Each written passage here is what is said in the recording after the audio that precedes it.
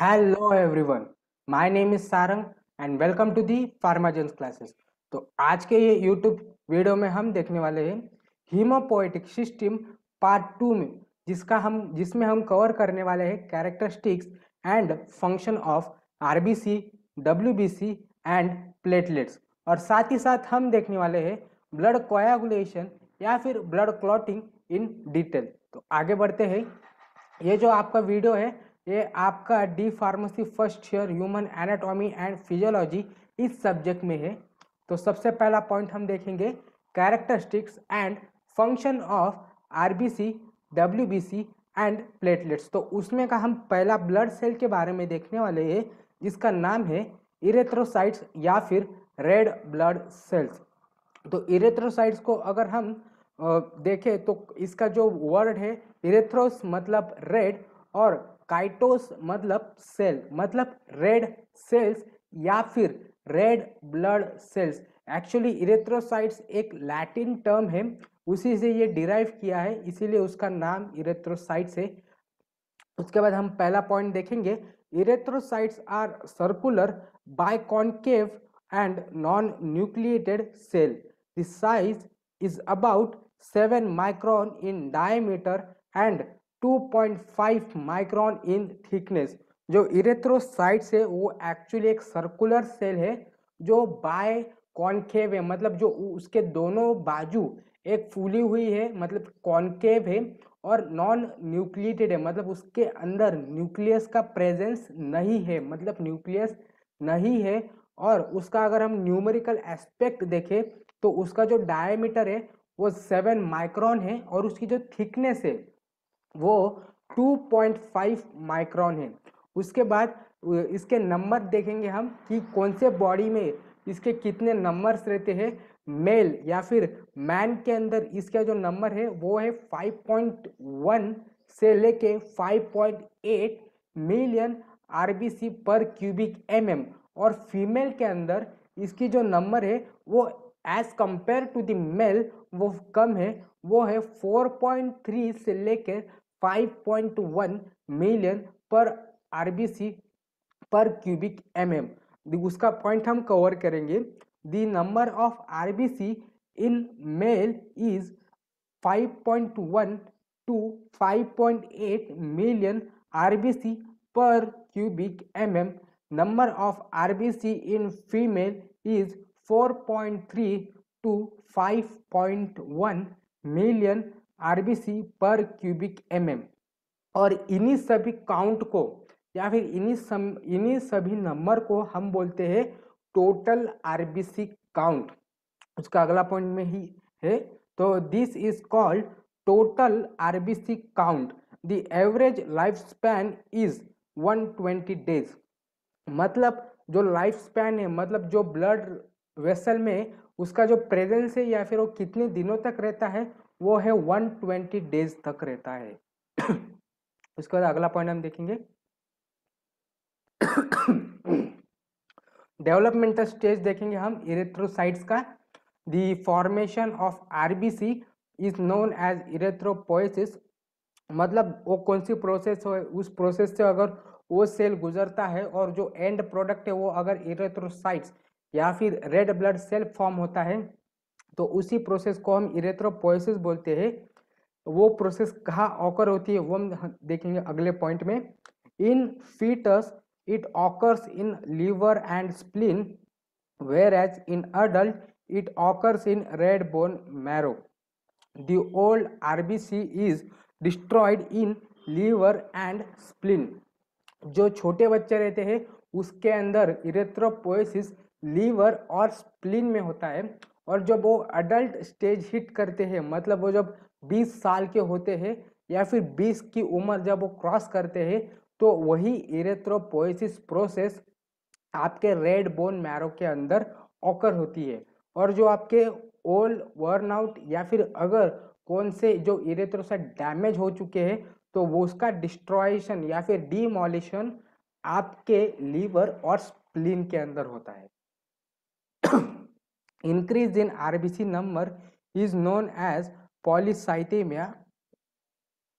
Decrease in RBC number is known as erythrocytopenia. अगर आपके RBC के जो नंबर है वो अगर इंक्रीज हो रहे हैं तो उस कंडीशन को पॉलीसाइथेमिया बोलते हैं, और अगर आरबीसी के नंबर डिक्रीज हुए हैं एक स्टैंडर्ड वैल्यू से तो उसको हम इरेथ्रोसाइटोपिनिया बोलते हैं। उसके बाद हम देखेंगे हीमोग्लोबिन के बारे में। The cytoplasm of RBC contain respiratory pigment called hemoglobin, which helps in transport of oxygen and carbon dioxide. Hemoglobin is the complex protein consisting of globin and iron containing substance known as heme. This heme is synthesized in developing embryo of bone marrow.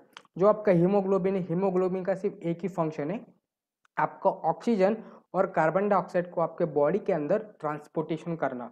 वो एक respiratory pigment का काम करते हैं, वो सिर्फ आपके RBC के अंदर ही पाया जाता है। तो एक वो हीमोग्लोबिन के स्ट्रक्चर के बारे में, हीमोग्लोबिन एक कॉम्प्लेक्स स्ट्रक्चर है जिसके अंदर ग्लोबुलिन और आयरन पाया जाता है, और जो आपका आयरन है वो कहाँ से सिंथेसाइज किया जाता है, वो आपके एक डेवलपिंग एम्ब्रियो से सिंथेसाइज, मतलब वो आपके बर्थ से ही आपके पास रहता है। और जो ग्लोबुलिन है वो आपके इंटेक करते किए गए हुए प्रोटीन है उसमें का वो एक्सट्रैक्ट या फिर उसमें से वो सिंथेसाइज किया जाता है। उसके बाद हम देखेंगे next slide. The normal hemoglobin count in male is 13 to 18 gram per 100 ml of blood and 11.5 to 16.5 gram per 100 ml of blood in female। जो नॉर्मल हीमोग्लोबिन काउंट है मेल के अंदर वो है 13 से लेके 13 टू 18 ग्राम पर 100 ml ऑफ ब्लड, और फीमेल के अंदर वो है 11.5 टू 16.5 ग्राम पर 100 ml of blood in female. और अगर हीमोग्लोबिन की जो अमाउंट है अगर कम हो गई है रिक्वायर्ड वैल्यू से तो वो एक डिसऑर्डर कॉज करते हैं जिसका नाम है एनीमिया। उसके बाद हम आरबीसी के फंक्शंस देखेंगे। The RBC transport oxygen from lung to the body tissues and carbon dioxide from tissues to lungs. They maintain blood pH as hemoglobin act as a buffer. They also maintain viscosity of blood. आपका जो RBC है उसके actually तीन main function, वैसे तो बहुत है पर तीन मेजर फंक्शन है। तो सबसे पहला फंक्शन है हीमोग्लोबिन का जो फंक्शन है आपका रेस्पिरेटरी पिगमेंट, मतलब आपका जो ऑक्सीजन है वो आपके नाक से लेके आपके लंग तक लेके जाता है, और लंग से लेके आपके पूरे बॉडी तक जो प्रोवाइड करने का काम है वो ब्लड करता है। और जो आपके अदर बॉडी पार्ट से कार्बन डाइऑक्साइड कलेक्ट करके आपके लंग्स तक लाके देना वो काम कौन करता है, आरबीसी। एक्चुअली यह काम हीमोग्लोबिन का है पर हीमोग्लोबिन आपके आरबीसी के अंदर प्रेजेंट रहता है, इसीलिए यह फंक्शन आरबीसी का हो गया। उसके बाद ये आपका ब्लड का पीएच मेंटेन करता है जो कि आपका 7.4 है, इसीलिए आपका आरबीसी एक बफर का भी काम करता है, और साथ ही साथ ये एक विस्कोसिटी भी मेंटेन करके रखता है। अभी तक आपने लाइक नहीं किया होगा तो लाइक कीजिए, शेयर कीजिए, सब्सक्राइब कीजिए फार्माजेंस क्लासेस को। अगर आपको कोई पॉइंट के ऊपर डाउट है तो आप मुझे कमेंट सेक्शन में पूछ सकते हो, मैं पूरी कोशिश करूंगा कि आपका डाउट सॉल्व कर सकूं। उसके बाद अगले स्लाइड के ऊपर जाएंगे हम। उसके बाद हम सेकेंड ब्लड सेल के बारे में देखेंगे जिसका नाम है ल्यूकोसाइट्स या फिर वाइट ब्लड सेल्स। तो इसका जो ल्यूकोसाइट्स है वो भी एक लैटिन टर्म है या फिर लैटिन से डिराइव किया गया है। तो ल्यूकोस मतलब वाइट और काइटोस मतलब सेल, मतलब वाइट सेल या फिर white blood cells. The leukocytes are colorless, nucleated, emboid and phagocytic cell.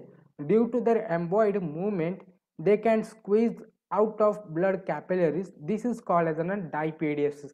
Diapediasis एक यूनिक एक्टिविटी है जो सिर्फ ब्लड वाइट ब्लड सेल ही परफॉर्म कर सकता है।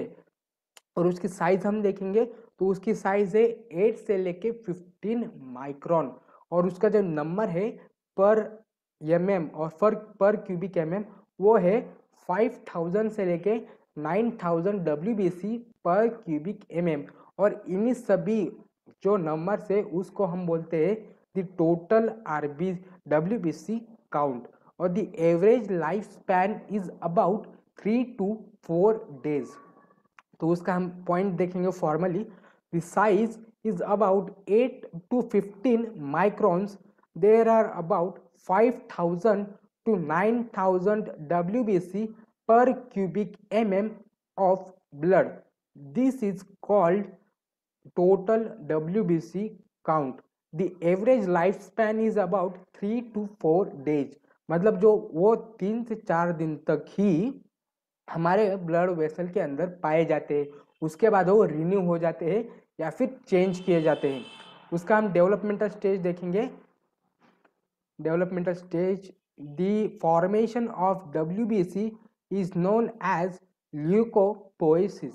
It occurs in red bone marrow, spleen, lymph node, tonsils, thymus and pear patches। जो process है जिसके अंदर से या फिर जिसमें से गुजर के WBC क्रिएट होता है, उसी प्रोसेस को हम ल्यूकोपोइसिस बोलते हैं। और वो आपके पेयर पैचेस के अंदर, थाइमस के अंदर, टॉन्सिल्स के अंदर, रेड बोन मैरो के अंदर, स्प्लीन के अंदर और आपके लिम्फ नोड के अंदर ये प्रोसेस परफॉर्म की जाती है। और अगर increase in the number of WBC is known as leukocytosis, decrease in number of WBC is known as leukopenia.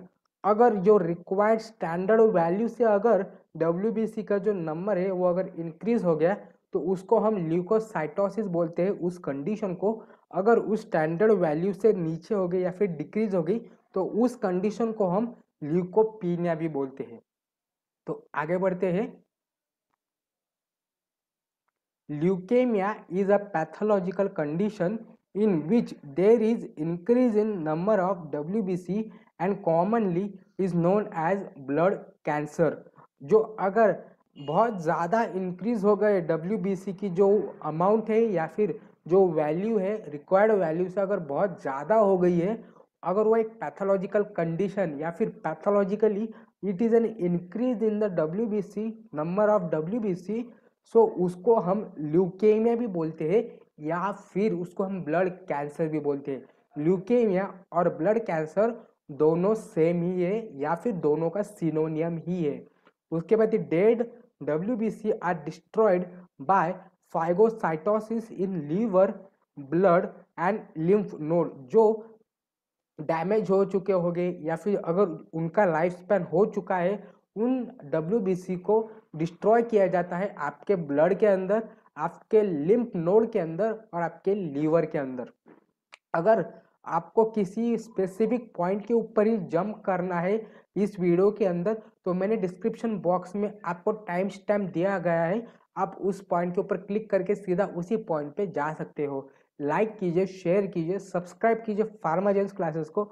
अगर आपको किसी पॉइंट के ऊपर डाउट है तो आप मुझे कमेंट सेक्शन में पूछ सकते हो, मैं पूरी कोशिश करूंगा कि आपका डाउट सॉल्व कर सकूं। उसके बाद हम देखेंगे टाइप ऑफ ल्यूकोसाइट्स या फिर टाइप ऑफ WBC। तो एक्चुअली दो मेजर क्लासिफिकेशन है या फिर कैटेगरी है। तो सबसे पहला है ग्रैनुलोसाइट्स और सेकंड है अग्रैनुलोसाइट्स। तो ग्रैनुलोसाइट्स में तीन है। तो सबसे पहला आता है हमारा न्यूट्रोफिल्स, फिर आता है हमारा एसिडोफिल्स, फिर आता है हमारा बेसोफिल्स। और जो अग्रैनुलोसाइट्स है मतलब जिसके साइटोप्लाज्म के अंदर ग्रैनुल्स की प्रेजेंस नहीं होती है, वो रहता है दो टाइप के। तो पहला है लिम्फोसाइट्स और सेकंड है मोनोसाइट्स। तो पॉइंट पॉइंट से देखेंगे तो सबसे पहले हम देखेंगे ग्रैनुलोसाइट्स के बारे में। ग्रैनुलोसाइट्स इसका नाम कैसा पड़ा? तो ग्रैनुलोसाइट्स मतलब इसके जो साइटोप्लाज्म है, साइटोप्लाज्म के अंदर ग्रैन्यूल्स की प्रेजेंस है, मतलब उसके साइटोप्लाज्म के अंदर ग्रैन्यूल्स है, इसीलिए उसको हम ग्रैनुलोसाइट्स बोलते हैं। तो उसका पहला सेल हम देखेंगे neutrophils. The cytoplasmic granules are stained with neutral dies. The nucleus is 3 or 5 lobed, hence called as a polymorph nuclear leukocytes. They constitute about 54% of total WBC. They are phagocytic in nature and engulf microorganism. जो neutrophil से वो actually neutral die से stand किया गया जाता है। मतलब अगर उस WBC न्यूट्रल डाई हमने स्टेन किया या फिर गिरा दिया तो ये न्यूट्रोफिल्स हमें दिखाई देते हैं। ये एक्चुअली 3 से लेके 5 न्यूक्लियस इसमें प्रेजेंट होते हैं, इसीलिए उसको पॉलीमॉर्फो न्यूक्लियर ल्यूकोसाइट्स भी बोलते हैं। और इसका जो फंक्शन है वो है माइक्रो ऑर्गेनिज्म को एंगल्फ करना या फिर माइक्रो ऑर्गेनिज्म को खाना। उसके बाद सेकेंड टाइप देखेंगे एसिडोफिल्स। एसिडोफिल्स को हम इओसिनोफिल्स भी बोलते हैं। The cytoplasmic granules which are stained with acidic dyes such as eosin. The nucleus is bilobed. They constitute about 3% of total WBC. They are non-phagocytic and are active during allergic condition, showing anti-allergic conditions. Increase in the number of eosinophils is called as eosinophilia. जो eosinophils है या फिर जो acidophils है वो acidic dye से stand किए गए हैं। एसिडिक डाइज में से जो पर्टिकुलर एसिडिक डाई है जिसका नाम है इओसिन, इओसिन से सिर्फ इओसिन गिराने पर ही ये हमें दिखाई देते हैं। और इसका जो न्यूक्लियस है वो बाइलोब्ड है, मतलब 2 न्यूक्लियस है। ये नॉन फाइगोसाइटिक है और ये एक्टिव कब होता है जब हमारे बॉडी के अंदर एलर्जी की प्रोसेस शुरू हो जाती है, इसीलिए ये एंटी एलर्जिक कंडीशन दिखाई देती है। और अगर इसकी नंबर इंक्रीज हो चुकी है या फिर इसकी अमाउंट अगर इंक्रीज हो चुकी है स्टैंडर्ड वैल्यू से तो उस कंडीशन को हम इओसिनोफिलिया बोलते हैं। उसके बाद नेक्स्ट देखेंगे हम बेसोफिल्स के बारे में देखेंगे। This are leukocytes which are stained with basic dyes like methylene blue. The nucleus is twisted. They constitute about 0.5% of total WBC. They are anticoagulant and anti-inflammatory in function. जो basophils है वो methylene blue से stand किए जाते हैं और इसका जो न्यूक्लियस है वो ट्विस्टेड है, मतलब एक दूसरे से वो ट्विस्ट किए गए हैं। और इसका जो फंक्शन है वो है एंटी कोएगुलेंट, मतलब एक क्लॉटिंग को होने नहीं देता, और साथ ही साथ एंटी इन्फ्लेमेटरी, मतलब जब कभी हमें दर्द की महसूस होती है तो इस दर्द को वो कम करता है। लाइक कीजिए, शेयर कीजिए, सब्सक्राइब कीजिए फार्माजेंस क्लासेस को। इसके बाद हम देखेंगे अग्रैनुलोसाइट्स, जो सेकेंड मेजर कैटेगरी है ल्यूकोसाइट के अंदर। तो उसका पहला टाइप है lymphocytes. They contain single large nucleus and occupies 25 to 33 of % of WBC. They produce antibodies and are responsible for immune response. जो साथ ही साथ हम देखेंगे मोनोसाइट के बारे में। They are largest of all WBC and have large kidney shaped nucleus and they constitute about 3 to 9%. They are phagocytic in function. They enlarge at the site of infection and convert into macrophages and remove cell debris. They are also called as scavengers. जो lymphocyte से जो अग्रैनुलोसाइट की category के अंदर आता है, इसका सिर्फ एक सिंगल लार्ज न्यूक्लियस है। जैसे हमने बेसोफिल्स के अंदर देखा कि उसका न्यूक्लियस ट्विस्टेड है, वैसा लिम्फोसाइट्स के अंदर नहीं रहता है। लिम्फोसाइट के अंदर सिर्फ एक ही न्यूक्लियस रहता है और वो भी सिंगल लार्ज रहता है। और इसका जो फंक्शन है वो है इम्यूनिटी को इंक्रीज करना या फिर हमारे इम्यून रिस्पॉन्स में अपना योगदान करना। उसके बाद हम देखेंगे मोनोसाइट्स। मोनोसाइट्स को हम स्कैवेंजर्स भी बोलते हैं, स्कैवेंजर्स भी बोलते हैं इसको। और इसका जो न्यूक्लियस है वो एक्चुअली किडनी शेप न्यूक्लियस है, मतलब उसका जो न्यूक्लियस है वो एक्चुअली किडनी का शेप धारण कर लेता है, इसीलिए हम उसको हैविंग सिंगल लार्ज न्यूक्लियस। और इसका जो फंक्शन है वो फाइगोसाइटिक है, मतलब अगर कोई बाहर के माइक्रो ऑर्गेनिजम्स या फिर वायरस हमारे बॉडी के अंदर एंटर हो चुके होंगे तो उसको किल करने का काम मोनोसाइट्स करते हैं, इसीलिए उसको हम स्कैवेंजर्स भी बोलते हैं। उसके बाद हम देखेंगे सबसे लास्ट कैटेगरी जिसका नाम है platelets. Platelets are non nucleated, round and biconvex. They are smallest element of blood, measuring about 2.5 to 5 micron in diameter. They are 2.5 to 4.5 cubic mm of the blood and their lifespan is 5 to 10 days. जो platelets है वो platelets RBC और WBC के साथ ही present रहता है और वो प्लेटलेट्स सबसे कम मात्रा में प्रेजेंट रहता है हमारे ब्लड के अंदर। वो एक नॉन न्यूक्लिएटेड है जिसके अंदर न्यूक्लियस प्रेजेंस नहीं रहता है, नॉन न्यूक्लिएटेड जिसके अंदर न्यूक्लियस प्रेजेंस नहीं रहता, राउंड रहता और वो बाय कॉन्वेक्स रहते हैं। और उसका जो कितने अमाउंट का प्रेजेंट हमारे ब्लड के अंदर रहता है वो है 2.5 टू 4.5 क्यूबिक mm। और उसकी जो लाइफ स्पैन है मतलब वो कितने दिनों तक हमारे ब्लड के अंदर प्रेजेंट रहता है वो है 5 से लेकर 10 डेज तक, 5 to 10 डेज। उसका हम डेवलपमेंटल स्टेज देखेंगे। Thrombocytes are formed from large cells megakaryocytes of bone marrow. ये मेगा कैरियोसाइट से प्रोड्यूस किए जाते हैं या फिर इसका डिफरेंशिएशन होता है जो कि बोन मैरो के अंदर प्रेजेंट रहता है। Formation of platelets is called thrombopoiesis.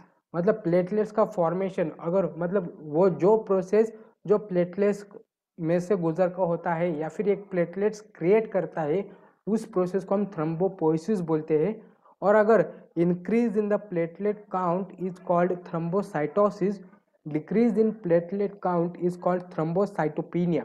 अगर प्लेटलेट की नंबर या फिर अमाउंट इंक्रीज हो गई तो उस अमाउंट को या फिर उस कंडीशन को हम थ्रोम्बोसाइटोसिस बोलते हैं। और अगर उसकी वैल्यू डिक्रीज हो गई रिक्वायर्ड या फिर स्टैंडर्ड वैल्यू से तो उसको हम थ्रोम्बोसाइटोपिनिया बोलते हैं। उसके बाद हम देखेंगे सबसे लास्ट पॉइंट जिसका नाम है मैकेनिज्म ऑफ ब्लड क्लॉटिंग या फिर ब्लड कोएगुलेशन। तो उसका डेफिनेशन हम देखेंगे। The conversion of blood into semi-solid jelly is called blood coagulation और क्लॉटिंग। जो हाँ ब्लड कन्वर्जन मतलब जो लिक्विड हमारा जो ब्लड लिक्विड है, लिक्विड का कन्वर्जन अगर एक सेमी सॉलिड जेली के अंदर हो चुका है तो उस प्रोसेस को हम ब्लड क्लॉटिंग या फिर ब्लड कोएगुलेशन बोलते हैं। Inside an intact blood vessel, blood does not clot due to presence of active anticoagulant like heparin and antithrombins. As soon as blood vessel ruptures, it starts bleeding. The platelets and injured tissue releases thromboplastin, which initiate the formation of enzyme prothrombinase in blood. The prothrombinase, in presence of calcium ions, convert inactive plasma protein called prothrombin to active thrombin. The thrombin converts soluble fibrinogen to active insoluble fibrin. The fibrin fibers enmesh platelets, blood cells and plasma to form a clot. The normal clotting time is 2 to 8 minutes. जो आपके अगर blood vessel के अंदर जो आपका blood present रहता है वो एक लिक्विड फॉर्म के अंदर प्रेजेंट रहता है, उसके अंदर वो क्लॉट नहीं होता। पर जब हमें इंजरी होती है या फिर कट पड़ता है या फिर हमारा ब्लड वेसल रप्चर हो जाता है तो जब ब्लड बाहर आता है तो जैसे जैसे ब्लड बाहर आ जाता है तो जो टिश्यूज है प्लेटलेट्स या फिर जो टिश्यूज इंजर्ड टिश्यूज है वो एक एंजाइम प्रोड्यूस करता है या फिर रिलीज करता है जिसका नाम है थ्रोम्बोप्लास्टिन। वो थ्रोम्बोप्लास्टिन आपके जो ब्लड के अंदर प्रोथ्रोम्बिनेस है उसके फॉर्मेशन को इनिशिएट करता है या फिर स्टार्ट करता है। और उसी प्रोथ्रोम्बिनेस इन द जो एंजाइम है प्रोथ्रोम्बिनेज, आपके जो प्रोथ्रोम्बिन प्रेजेंट रहता है आपके बॉडी के अंदर, उसका कन्वर्जन एक्टिव थ्रोम्बिन में करता है। और उसी एक्टिव थ्रोम्बिन का कन्वर्जन आपका जो फाइब्रिनोजेन है, आपके ब्लड के अंदर फाइब्रिनोजेन प्रेजेंट रहता है सॉल्युबल, उसका कन्वर्जन इनसॉल्युबल फाइब्रिन के अंदर करता है। जब उसका कन्वर्जन इनसॉल्युबल फाइब्रिन के अंदर हो जाता है तो वह एक मेश या फिर एक क्लॉट की तरफ फॉर्म करता है, और उसी प्रोसेस को हम ब्लड कोएगुलेशन बोलते हैं। और जो टाइम लगता है ब्लड कोएगुलेशन को, वो एक्चुअली 2 से लेके 8 मिनट तक है। उसके बाद हम नेक्स्ट स्लाइड देखेंगे। फंक्शंस ऑफ प्लेटलेट, हम प्लेटलेट के फंक्शन देखेंगे। Thrombocyte aggregate at the site of injury and helps in the clotting of blood. जो प्रोथ्रोम्बिनेस रिलीज करता है या फिर जो सेल्स प्रोथ्रोम्बिनेस रिलीज करता है वो प्लेटलेट्स ही होते हैं। अगर प्लेटलेट्स प्रोथ्रोम्बिनेस जो एंजाइम्स रिलीज नहीं किया जाएगा तो आपका ब्लड क्लॉटिंग प्रोसेस है वो इनकम्प्लीट रहेगा। Thanks for watching. अगर आपको ब्लॉग्स देखने हैं तो आप गूगल पे फार्मा माइलस्टोन ब्लॉग्स डाल सकते हो। उसके ऊपर मैंने फार्मास्यूटिक्स के ऊपर बहुत ही इजी और आसान शब्दों में मैंने ब्लॉग्स बनाए हुए हैं। लाइक कीजिए, शेयर कीजिए, सब्सक्राइब कीजिए फार्माजेंस क्लासेस को, कमेंट कीजिए। अगर आपको कोई डाउट है तो मैं पूरी कोशिश करूँगा कि आपका डाउट सॉल्व कर सकूँ। Thank you.